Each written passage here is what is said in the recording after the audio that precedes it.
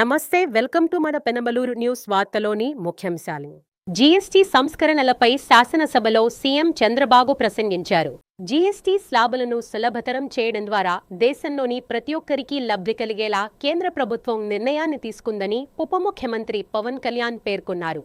Tadigadapa municipality పరిధిలో పలు రోడ్ల పనులకు శంకుస్థాపన చేసిన MLA బోడప్రసాద్. ఉదారత చాటుకున్న MLA బోడప్రసాద్ తనేడు Bode Venkatram. GST సంస్కరణలపై శాసనసభలో సీఎం చంద్రబాబు ప్రసంగించారు. ఆర్థిక ఇబ్బందులున్నా తనకు దేశం, రాష్ట్రం, ప్రజలే ముఖ్యమని ఉద్ఘాటించారు. జీఎస్టీ సంస్కరణల ప్రయోజనాలు ప్రతి ఒక్కరికి అందించేలా అవగాహన కల్పించాలని ముఖ్యమంత్రి చంద్రబాబు పిలుపునిచ్చారు. దీనికోసం మంత్రివర్గ ఉపసంఘాన్ని ఏర్పాటు చేయనున్నట్లు వెల్లడించారు. జీఎస్టీ సంస్కరణల ప్రయోజనాలపై ఈ నెల 22న యాక్షన్ ప్లాన్ తయారు చేస్తామని ప్రకటించారు. మొట్టమొదటిసారిగా 2000 వాజ్పేయి గారు ప్రధానమంత్రిగా ఉన్నప్పుడు జీఎస్టీ తీసుకురావాలని ఆలోచన చేశారు.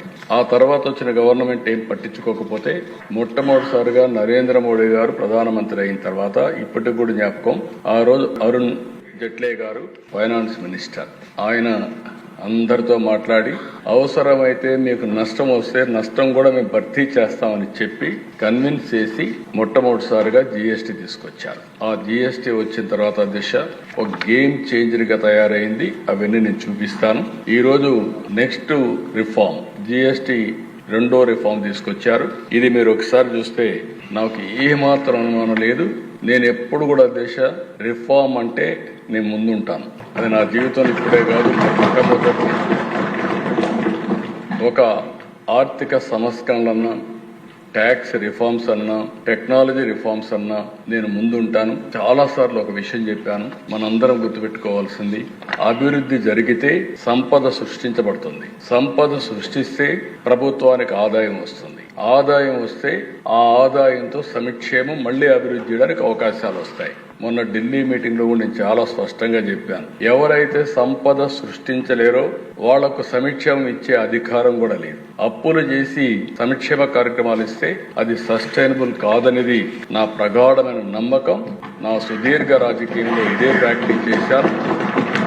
అందుకే ఈ రిఫార్మ్ వస్తే మా ఫైనాన్స్ మినిస్టర్ గారు, మా ఫైనాన్స్ సెక్రటరీ గారు అందరూ వచ్చి, సార్ మనకు నష్టం వచ్చేస్తుంది, చాలా ఇబ్బందులు వస్తాయి, ఆర్థికంగా ఇబ్బందులు పడతామంటే, ఆర్థిక ఇబ్బందుల తర్వాత ఫస్ట్ దేశం, రాష్ట్రం ముఖ్యం. మనం అంతా కూడా లాంగ్ టర్మ్ రిఫార్మ్ చూడాలి. It will be A game changer, don't object. First మీరు వెళ్ళి సపోర్ట్ చేయమని చెప్పిన వ్యక్తి నేనని చెప్పి కూడా నేను తెలియజేస్తున్నా. ఆ పని ఈ రోజు ఇక్కడ చూసినప్పుడు కేంద్రం దివాళీ బోనస్ అని చెప్పారు. కానీ మనందరికి పండుగలు దసరాతో స్టార్ట్ అవుతాయి. 22 అమలవుతుంది. దసరా నుంచి మనకి దీపావళి వస్తుంది. దీపావళి తర్వాత సంక్రాంతి వస్తుంది. ఈసారి అన్ని పండుగలు ఘనంగా జరుపుకునే అవకాశం వస్తుంది. నిజమైన స్ఫూర్తితో పండుగలు చేసుకోవడానికి పేదవాడికి అవకాశం వస్తుంది. దిశ నేను ఎప్పుడు చెప్పేవాడిని, సంక్రాంతికి ఒకసారి కానుక కూడా ఇచ్చాం, పేదవాళ్ళు పండుగ చేసుకోలేరని. ఈ రోజు ఈ యొక్క రిఫార్మ్ వల్ల 99% ఎవరైతే 12% ఓల్డ్ స్లాబ్ రేట్ ఉన్నారో వాళ్ళకందరికీ 0% వచ్చేస్తున్నారు. ఇంకొక పక్క 90% గూడ్స్ 28% నుంచి 18%, 5% వస్తున్నాయి. ఈ విధంగా గణనీయమైనటువంటి ట్యాక్స్ రిడక్షన్ వస్తుంది. ఈ విషయం మనందరం గుర్తుపెట్టుకోవాల్సిన అవసరం ఉంది. ఈ రోజు ఇక్కడ దశ ఓసారి మనందరం చూస్తే కొంతమంది బోల్డ్ రిఫార్మ్స్ చేయగలుగుతారు. బోల్డ్ రిఫార్మ్స్ చేసిన వ్యక్తి నరేంద్ర మోడీ గారు. ఆయన ముఖ్యమంత్రిగా ఉన్నప్పుడు నేను చూశాను, ఆయన ప్రధానమంత్రిగా ఉన్నప్పుడు చూశాను. 2 సార్లు కూడా ఏదొచ్చినా కూడా అనునిత్యం ఆలోచిస్తారు. నూతనత్వం ఉండాలి, రిఫార్మ్ ఉండాలి, ప్రజలకు ఉపయోగపడే మంచి కార్యక్రమం ఏం చెప్పినా ఇమీడియట్ గా యాక్సెప్ట్ చేసే వ్యక్తి. అందుకే 11 సంవత్సరాల్లో ఆయన చేసిన నిర్ణయాలు మీరు చూస్తే, ఒకప్పుడు దగ్గర ఇండైరెక్ట్ ట్యాక్స్ పేయర్స్ 132% పెరిగారు ఆయన తీసుకున్న రిఫార్మ్ వల్ల. అంటే 2017లో 65 లక్షలుంటే ఈరోజు 1,51,00,000 మంది ఇండైరెక్ట్ ట్యాక్స్ పేయర్స్ వచ్చారు. ఇంకొక పక్క దిశ జీఎస్టీ రిసీప్ట్స్ ఒకసారి మీరు చూస్తే 207% ఇంక్రీజ్ అయింది. అది కూడా 2018లో 7.19 లక్షల కోట్లుంటే ఈరోజు 22,22,08,000 కోట్ల రూపాయలు జిఎస్టి ద్వారా వస్తా ఉంది. 18% యావరేజ్ గ్రోత్ రేట్ CAGR. ఇది ఒక చరిత్ర అని చెప్పి కూడా నేను మీకు తెలియజేస్తున్నా. అలాంటి బోల్డ్ రిఫార్మ్ ఇది. వారిని మనస్ఫూర్తిగా మనం అభినందించాల్సిన అవసరం ఉంది. ఈ రోజు అధ్యక్ష, 1 nation 1 vision, A victory for cooperative federalism. నేను ఈ మాట ఎందుకు వాడుతున్నానంటే, ఓసారి కొంతమంది ట్యాక్స్ రిఫార్మ్స్ అంటే మన అధికారం పోతా ఉంది, మనం కూడా ట్యాక్స్ వేసుకోవచ్చు, ఎందుకు ఈ ట్యాక్స్ వేసే అధికారం వేరే సెంటర్కి ఇస్తున్నారు, ఇలాంటి నాకు కూడా చాలా మంది ఇంటలెక్చువల్స్ కూడా చెప్పారు, మీరు అధికారం కోల్పోతున్నారని. నాకు అధికారం కాదు, శాశ్వతంగా ప్రజలకు అధికారం ఇవ్వాలనేదే నా ధ్యేయం. అందుకే 1 నేషన్ 1 విజన్ ముందుకెళ్దామని చెప్పి కూడా నేను తెలియజేస్తున్నా. దీనివల్ల యునానిమస్ గా కన్సెన్సస్ బిల్డప్ చేశారు ఆల్ స్టేట్స్ లో. రెండోది, ఒక పొలిటికల్ మెచ్యూరిటీ ఏదైతే ఎన్డీఏ గవర్నమెంట్ చూపించిందో, ఎక్కడా డిసెంట్ లేకుండా అన్ని రాష్ట్ర ప్రభుత్వాలని కన్విన్స్ చేసి రిఫార్మ్ తీసుకొచ్చారు. మూడోది, ఈరోజు next generation reforms despite growing global instability, ప్రపంచం అంతా కూడా 3-4% గ్రోత్ ఏంటంటే 7-8 ఈ రిఫార్మ్స్ లో నాకు ఒకటే నమ్మకం కూడా ఉంది. ఇంకొంచెం కానీ స్ట్రాంగ్ గా మనం పనిచేయగలిగిపోతే ప్రపంచంలోనే డబుల్ డిజిట్ గ్రోత్ సాధించే ఏకైక దేశం భారతదేశంగానే ఉంటుంది, దాంట్లో అనుమానం కూడా లేదు. అలాంటి ఒక strong leadership, strong headway winds కి వ్యతిరేకంగా కూడా ఈరోజు ఆయన పనిచేసి ముందుకు పోయే పరిస్థితి వచ్చింది. జీఎస్టీ స్లాబులను సులభతరం చేయడం ద్వారా దేశంలోని ప్రతి ఒక్కరికి లబ్ధి కలిగేలా కేంద్ర ప్రభుత్వం నిర్ణయాన్ని తీసుకుందని ఉప ముఖ్యమంత్రి పవన్ కళ్యాణ్ పేర్కొన్నారు. జీఎస్టీ సంస్కరణలపై ఈ ఏడాది ఆగస్టు 15న ప్రధాని మోదీ ఎర్రకోట నుంచి చేసిన ప్రకటన దేశ ప్రగతికి బాటలు వేస్తోందని కొనియాడారు. ఈ సంస్కరణలకు మద్దతు తెలిపిన తొలి రాష్ట్రంగా చంద్రబాబు నాయకత్వంలోని ఆంధ్రప్రదేశ్ ప్రభుత్వం నిలిచిందని ఉప ముఖ్యమంత్రి పవన్ కళ్యాణ్ కొనియాడారు. జీఎస్టీ సంస్కరణ మీదుగా ఆంధ్రప్రదేశ్ శాసనసభ జరుగుతున్న ఈ చర్చలో భాగంగా ఈ దేశంలోని ప్రతి పౌరునికి ప్రత్యక్షంగాను పరోక్షంగాను లబ్ధి కలిగించే ఒక చారిత్రాత్మకమైన దిశానిర్దేశకమైన అంశంపై నేను ప్రకటన చేస్తాను. గౌరవ ముఖ్యమంత్రి శ్రీ నారా చంద్రబాబు నాయుడు గారి సూచనల మేరకు ఈ సమిష్టి నిర్ణయానికి మన రాష్ట్రం ఒక నిర్మాణాత్మక సహకారం అందించింది. ఇటీవల కాలంలో జీఎస్టీ పన్నుల విధానంలో చోటు చేసుకున్న అతిపెద్ద సంస్కరణలలో ఒకదానికి రాష్ట్ర ప్రతినిధిగా బాధ్యత వహించడం నాకు చాలా గర్వకారణంగా ఉంది. గౌరవ ప్రధానమంత్రి శ్రీ నరేంద్ర మోదీ గారు 2025 ఆగస్టు 15న 79వ స్వాతంత్ర దినోత్సవ సందర్భంగా ఎర్రకోట నుండి చేసిన జీఎస్టీ 2.0 సంస్కరణల చారిత్రాత్మక ప్రకటన దేశ ప్రగతికి బాటలు వేస్తూ ఉంది. ఈ సంస్కరణలను ముందుండి నడిపిన గౌరవ కేంద్ర ఆర్థిక మంత్రి శ్రీమతి నిర్మలా సీతారామన్ గారి కృషి ప్రత్యేకంగా అభినందనీయం. జీఎస్టీ మండలి 56వ సమావేశంలో వాటిని ఆమోదించింది. గౌరవ ముఖ్యమంత్రి శ్రీ నారా చంద్రబాబు నాయుడు గారి రాష్ట్ర ఆదాయాలకు ప్రత్యేకించి అనేక సందర్భాల్లో ముఖ్యంగా జీఎస్టీ వచ్చిన తర్వాత గౌరవ ముఖ్యమంత్రి గారు ఒక సందర్భంలో అన్న మాటలు, రాష్ట్ర ఆదాయాలకి నష్టం కలుగుతున్నప్పటికీ కూడా సామాన్యుల ప్రయోజనాల కోసం విధానాన్ని మనం బలంగా సమర్థించాలని చెప్పి ఈరోజు వారు కూడా దీన్ని బలంగా సమర్థించారు అధ్యక్షత. ఎందుకంటే మనకి ఆర్థిక ఆటుపోట్లని చూస్తూ కూడా వచ్చే ఆదాయం తగ్గిపోతున్న జీఎస్టీ సంస్కరణ వల్ల, కానీ దాన్ని ఇంకొకలాగా దాన్ని ఎలా పూడ్చుకోవాలని తెలిసి ఆయన ముందుండి దీన్ని మద్దతు తెలిపినందుకు వారికి నా కృతజ్ఞతలు తెలియజేస్తున్నాను. ఈ చారిత్రాత్మక సంస్కరణలకు మద్దతు తెలిపిన తొలి రాష్ట్రంగా నిలిచింది నారా చంద్రబాబు నాయుడు గారి నాయకత్వంలోని ఆంధ్రప్రదేశ్ ప్రభుత్వం. జీఎస్టీ పన్నుల విధానాన్ని సులభతరం చేయడం ద్వారా సాధారణ ప్రజలకు ప్రత్యక్ష లాభాన్ని చేకూర్చి వ్యాపారులపై పన్నుల భారాన్ని తగ్గించి పన్ను వ్యవస్థలో పారదర్శకతను పెంచుతోంది. ఈ చారిత్రాత్మక సంస్కరణల పన్నుల విధానాన్ని సులభతరం చేసి వ్యాపార పరిశ్రమల అభివృద్ధికి సహకరిస్తుంది. ప్రజల పొదుపును పెంచి కొనుగోలు శక్తిని పెంపొందించడానికి, కొత్త పెట్టుబడులను ఆకర్షించి దేశాన్ని స్థిరమైన వృద్ధి మార్గంలో నిలపడానికి దోహదపడుతుంది. జీఎస్టీ రేట్ల సరళీకరణ ద్వారా ప్రజలు అధికంగా ఉపయోగించే వస్తువులు సేవలకు డిమాండ్ పెంచి ఉత్పత్తిని విస్తరించి కొత్త పెట్టుబడులను ప్రోత్సహిస్తుంది.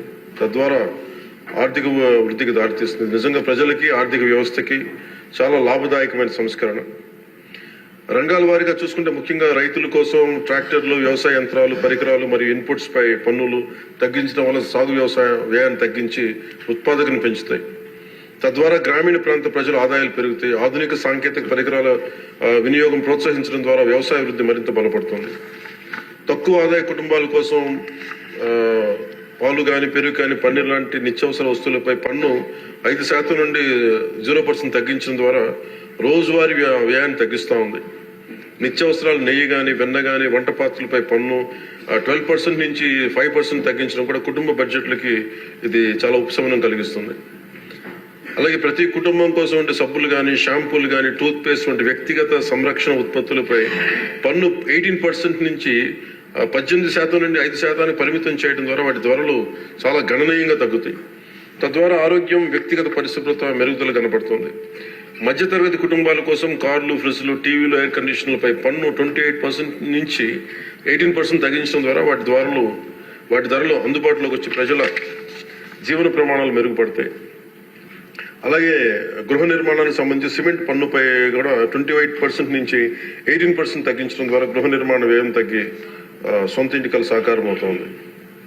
ఆరోగ్య రంగం కోసం ఔషధాలపై పన్ను 12% నుంచి 5%కి, అత్యవసర మందులపై పన్ను 5% నుంచి 0% తగ్గించడం ద్వారా రోగులకి చాలా కీలక ఉపశమనం కలిగి అందరికీ వైద్య సేవలు అందుబాటులోకి వచ్చి ప్రజా ఆరోగ్య సంరక్షణ మెరుగుపడుతుంది.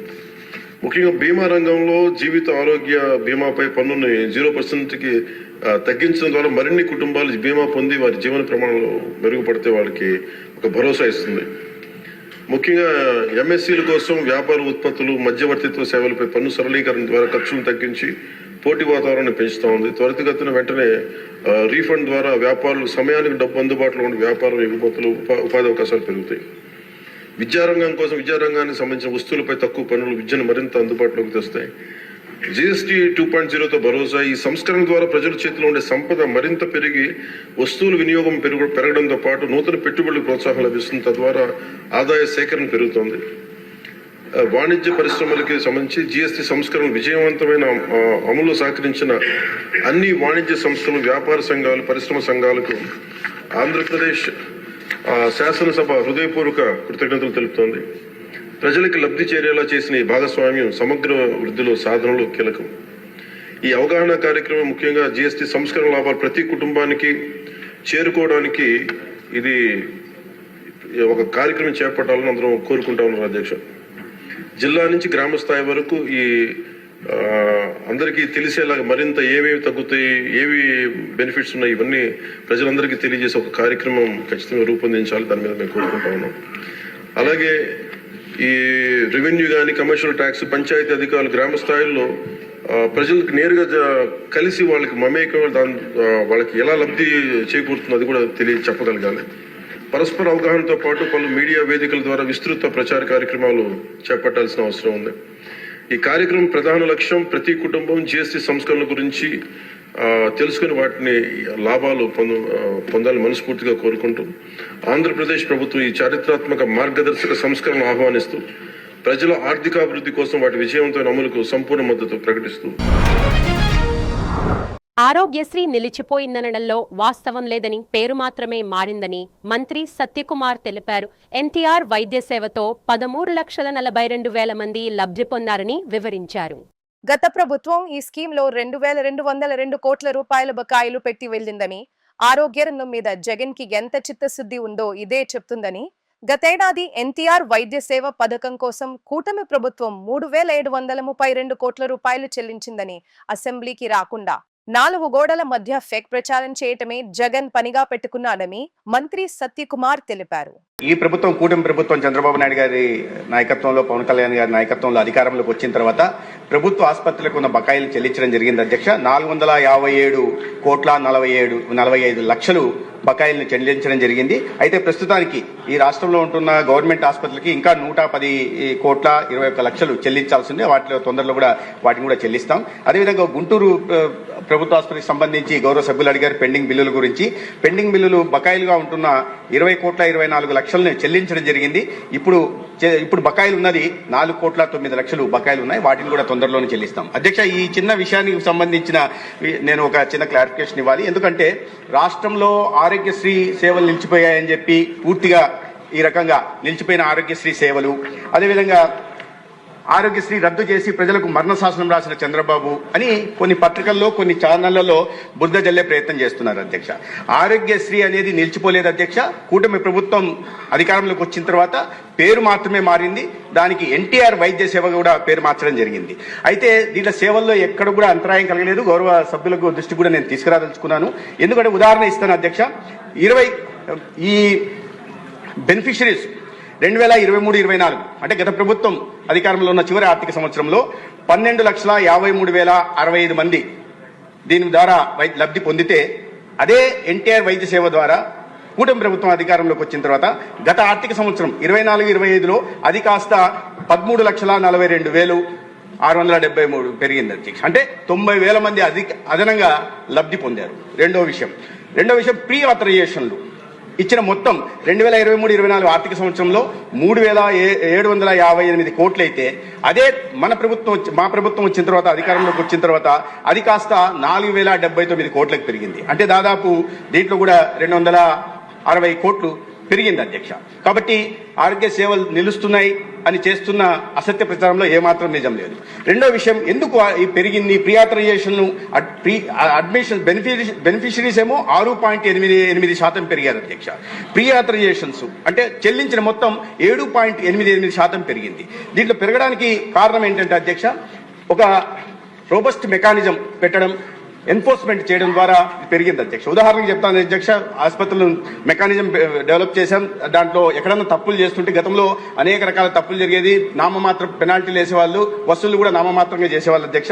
ఉదాహరణకి 23-24 ఆర్థిక సంవత్సరంలో 88 హాస్పిటళ్ల మీద ఈ పెనాల్టీలు వేస్తే 7,68,00,000 పెనాల్టీలు వేస్తే దాంట్లో కేవలం 3,74,00,000 అంటే 45% మాత్రమే వసూలు చేశారు. వేసిన మొత్తమే 7,65,00,000 అధ్యక్ష.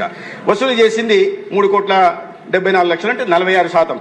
అదే ఈ ప్రభుత్వం అధికారంలోకి వచ్చిన తర్వాత గత ఆర్థిక సంవత్సరంలో 24-25లో 22,74,00,000 దాదాపు 22,75,00,000 పెనాల్టీల రూపంలో వేస్తే అధ్యక్ష, అది కాస్త 19,30,00,000 వసూలు చేయడం జరిగింది. అంటే 85% పైగా వసూలు చేయడం జరిగింది అధ్యక్ష. దాని కారణంగానే ఇవాళ నెట్వర్క్ హాస్పిటల్స్ ఏమున్నాయో గతంలో అన్యాయాలకి అరాచకాలు పాల్పడుతూ తప్పుడు అడ్మిషన్స్ ఇస్తూ తప్పుడు ప్రీ ఆథరైజేషన్స్ ఇస్తున్న ఆసుపత్రులు ఇవాళ తమ పరిధిలో ఉంటున్నాయి. దాని కారణంగా సేవలు కూడా పెరిగాయి. రాబోయే రోజుల్లో 25 లక్షల దాకా కూడా ఈ ఎన్టీఆర్ వైద్య సేవ ద్వారా సేవలు అందించాలనే ప్రతిపాదన కూడా కేబినెట్ లో ఇటీవలే ఆమోదం పొందింది. తద్వారా ఈ రాష్ట్రంలో 1,43,00,000 మంది పేదలకి 25 లక్షల దాకా వైద్య సాయం, అదేవిధంగా 20 లక్షల కుటుంబాలకి, మధ్యతరగతి కుటుంబాలకు కూడా 2.5 లక్షల దాకా కూడా వైద్య సాయం అందించే ప్రయత్నం పూర్తిగా ప్రభుత్వమే ఉచితంగా చేస్తుంది అధ్యక్ష. ధన్యవాదాలు.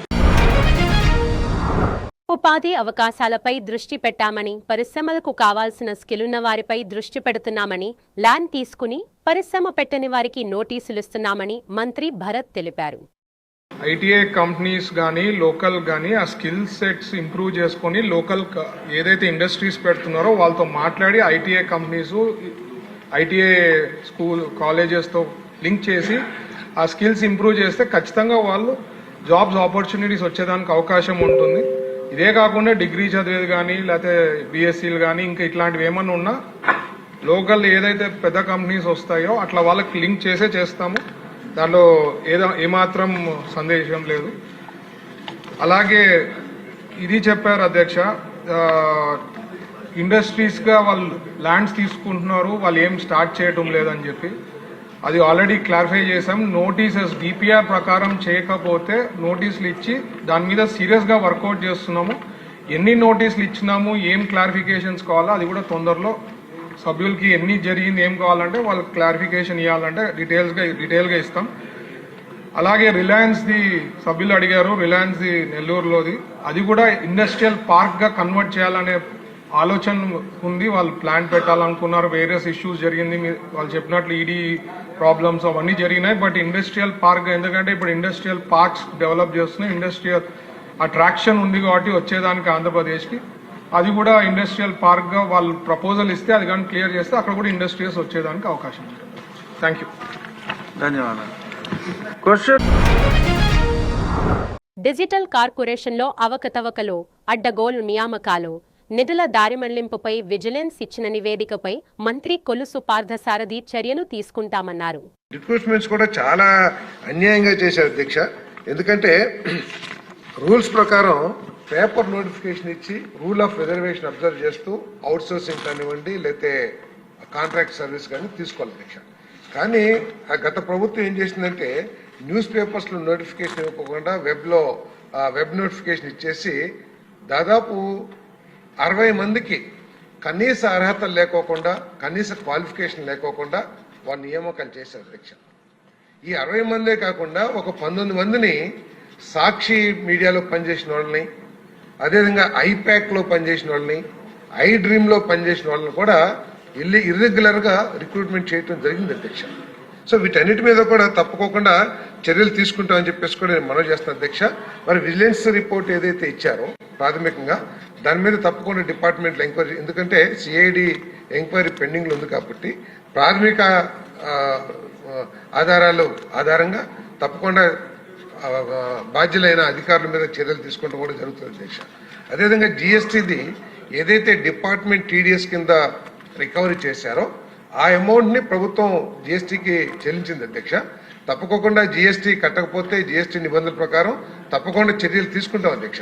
దానికి జిఎస్టీ డిపార్ట్మెంట్ ఏదైతే ఉందో, ఎందుకంటే ఎప్పుడైతే ఈ డిపార్ట్మెంట్ డిజిటల్ కార్పొరేషన్ 2% కట్టిందో వాళ్ళకి సమాచారం వెళ్ళిపోతుంది కాబట్టి అక్కడి నుంచి పేమెంట్ చేయకపోతే వారి మీద చర్యలు తీసుకుంటాం. అంతేకాకుండా ఈ డిజిటల్ కార్పొరేషన్ తరపు నుంచి కూడా మరి దాన్ని పర్స్యూ చేసి వారి మీద చర్యలు తీసుకుంటానికి కూడా ఆర్డర్స్ ఇస్తామని చెప్పేసి కూడా మనం చేస్తాం అధ్యక్ష. అసెంబ్లీ ప్రాంగణంలో ముఖ్యమంత్రి ఛాంబర్లో సీఎం చంద్రబాబు నాయుడు గారి అధ్యక్షతన కేబినెట్ సమావేశం నిర్వహించారు. వైఎస్ఆర్ తాడిగడప మున్సిపాలిటీని తాడిగడప మున్సిపాలిటీగా సవరణకు కేబినెట్ సమావేశం నందు ఆమోదం తెలిపారు. ఈ భేటీకి ఉప ముఖ్యమంత్రి పవన్ కళ్యాణ్, మంత్రులు సిఎస్ హాజరయ్యారు. తాడిగడప మున్సిపాలిటీ పరిధిలోని పోరంకి, బాలాజీ హైట్స్ రోడ్డు మరియు యనమలకుదురు గ్రామం కోడూరు కాలనీ నందు రోడ్డు పనులకు నియోజకవర్గ శాసనసభ్యులు బోడె ప్రసాద్ శంకుస్థాపన చేశారు. ఈ సందర్భంగా ఎమ్మెల్యే బోడె ప్రసాద్ మాట్లాడుతూ సుమారు 50 లక్షల రూపాయల నిధులతో బాలాజీ హైట్స్ రోడ్డు మరియు యనమలకుదురు గ్రామం కోడూరు కాలనీ నందు రోడ్లను అభివృద్ధి చేస్తున్నట్లు తెలిపారు. రాబోయే 3 సంవత్సరాల్లో అన్ని రోడ్లు, డ్రైనేజీలు పూర్తి చేస్తామని పేర్కొన్నారు. ఈ కార్యక్రమంలో అనుమోను ప్రభాకర్, అనంతనేని ఆజాద్, సుంకర చిన్నబాబు, తాతపూడి గణేష్, తమ్ము అశోక్, సొంతి శివరామ ప్రసాద్, కూటమి నాయకులు, కార్యకర్తలు తదితరులు పాల్గొన్నారు. యనమలకుదురు గ్రామంలో నేను శాసనసభ్యుడిగా ఎన్నికైన తర్వాత 2014-19లో సుమారుగా 77 రోడ్లు మరి ఇక్కడ బిల్డర్ల సహకారంతో కానీ మేము కానీ దాదాపు 2 నెలల కాలంలో 77 రోడ్లు కేవలం 2 నెలల కాలంలో ప్రభుత్వ నిధులకి సంబంధం లేకుండా అభివృద్ధి చేయడం జరిగింది. దానికి ప్రతిపక్షం వాళ్ళు రకరకాలుగా దుష్ప్రచారాలు చేశారు. అభివృద్ధికి సహకరించండి అని చెప్పేసి అందరినీ కలుపుకొని ఆ రోజు సమావేశం ఏర్పాటు చేసి చేయడం జరిగింది. తర్వాత వాటన్నిటిని అండర్ గ్రౌండ్ డ్రైనేజీలుగా, సీసీ రోడ్లుగా కూడా మార్చడం జరిగింది. మరి 19 నుంచి 24 వరకు ప్రభుత్వం మార్పు జరిగింది. ఈ యనమలకుదురు గ్రామంలో ఇది మేము చేశాము అని చెప్పుకోలేని పరిస్థితుల్లో గత ప్రభుత్వంలో ఉన్న పెద్దలు కూడా చెప్పుకోలేని పరిస్థితులు ఉన్నాయి. మళ్ళీ శాసనసభ్యుడిగా ఎన్నికైన తర్వాత యనమలకుదురు గ్రామానికి సుమారుగా 6 కోట్ల రూపాయలతోటి అభివృద్ధి కార్యక్రమాలన్నీ కూడా చాలా చోట్ల జరుగుతూ ఉన్నాయి. రాబోయే 2-3 సంవత్సరాల కాలంలో యనమలకుదురులో అన్నింటినీ కూడా సిమెంట్ రోడ్లుగా, డ్రైనేజీలు పూర్తి చేస్తామని చెప్పి, అలాగే గతంలో జరిగిన అభివృద్ధి రోడ్లు కూడా కొన్ని, ఉదాహరణకి ఎస్టీ కాలనీలో కానీ, అంబేద్కర్ నగర్, ఆ ఏరియాలో గతంలో వేసిన రోడ్లు కూడా డ్యామేజ్ అవ్వడం జరిగింది. డ్రైనేజీలు కూడా పొంగి పొర్లుతూ ఉన్నాయి. ఈసారి వచ్చే నిధులు అక్కడ కూడా దృష్టి పెట్టి అక్కడ కూడా ఏం అవసరం ఉందో ఆ అభివృద్ధికి కూడా నిధులు కేటాయించి అక్కడ కూడా అభివృద్ధి చేస్తామని ఈ సందర్భంగా తెలియజేస్తాం. చేతి వృత్తి చేసుకునే బార్బర్ నీడలేక చెట్టు కింద పరదాలు కట్టి పనిచేయటాన్ని గమనించిన బోడే వెంకటరాం సొంత నిధులతో సెలూన్ షాప్ ని అందచేసి జీవనోపాధి కల్పించారు. పెదమలూరు నియోజకవర్గం గంగూరు గ్రామంలోని నోబుల్ స్కూలు వద్ద గోసాల గ్రామానికి చెందిన సాంబశివరావు అనే బార్బర్ సొంతంగా షాపు పెట్టుకునే ఆర్థిక స్తోమత లేక చెట్టు కింద పరదాలు కట్టి పనిచేయటాన్ని గమనించిన ఎమ్మెల్యే బోడే ప్రసాద్ నేడు బోడే వెంకట్రాం వెంటనే తన సొంత నిధులతో సెలూన్ షాప్ ని అందజేసి ఉదారతను చాటుకున్నారు. నా పేరు సాంబశివరావు అండి. మాది గోసాల. ఇక్కడికి వచ్చి 10 సంవత్సరాలు ఇక్కడ బడ్డీ పెట్టుకుని చెట్టు పడిపోయి పని చేసుకుంటూ పడిపోయింది. నైట్ కూడా పడిపోయిందండి. తర్వాత పట్ట వేసుకు చేసుకుంటున్నానండి. చేసుకుంటుంటే ఎమ్మెల్యే అబ్బాయి వెంకటరమణ గారు చూసి బడ్డీ ఏర్పరిచారండి. నాకు నన్ను వచ్చి ఓపెన్ చేశారండి. వార్తలు ముగించే ముందు ముఖ్యాంశాలు మరోసారి. జీఎస్టీ సంస్కరణలపై శాసనసభలో సీఎం చంద్రబాబు ప్రసంగించారు. జీఎస్టీ స్లాబులను సులభతరం చేయడం ద్వారా దేశంలోని ప్రతి ఒక్కరికి లబ్ధి కలిగేలా కేంద్ర ప్రభుత్వం నిర్ణయాన్ని తీసుకుందని ఉప ముఖ్యమంత్రి పవన్ కళ్యాణ్ పేర్కొన్నారు. తాడిగడప మున్సిపాలిటీ పరిధిలో పలు రోడ్ల పనులకు శంకుస్థాపన చేసిన ఎమ్మెల్యే బోడే ప్రసాద్. ఉదారత చాటుకున్న ఎమ్మెల్యే బోడే ప్రసాద్ తనేడు బోడే వెంకటరాం. వార్తలు ఇంతటితో సమాప్తం. తిరిగి మరణ తర్వాత ముఖ్యాంశాల్లో కలుద్దామంతవరకు చూస్తూనే ఉండండి మన పెనమలూరు న్యూస్.